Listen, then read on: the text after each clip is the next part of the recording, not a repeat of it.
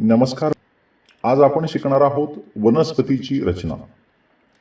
सर्वप्रथम पाहूया मुळे म्हणजेच रूट्स. मुळे जमिनीखाली वाढतात. त्या वनस्पतीला जमिनीशी घट्ट पकडून ठेवतात. मुळे मातीतील पाणी आणि खनिजे शोषतात. काही मुळामध्ये अन्नसाठाही असतो, जसे गाजर आणि मुळा. पुढे आहे खोड.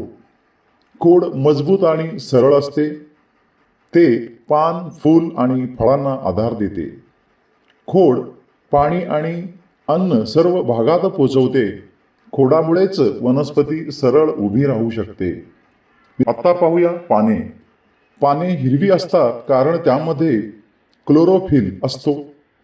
पाने सूर्यप्रकाश, पाणी आणि कार्बन डायऑक्साईड वापरून अन्न बनवतात. ही प्रक्रिया फोटोसिंथेसिस म्हणजेच प्रकाश संश्लेषण असते. त्याचबरोबर पानाद्वारे वायूंची म्हणजेच कार्बन डायऑक्साईड व ऑक्सिजन यांची देवाणघेवाणही होत असते.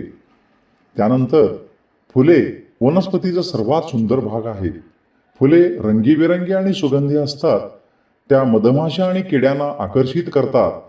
फुले फळे आणि बिया तयार करण्यास मदत करतात. फुलांपासून फळे तयार होतात. फळामध्ये बिया असतात.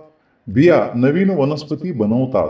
अशा प्रकारे वनस्पती प्रजननाचे कार्य सुद्धा करतात.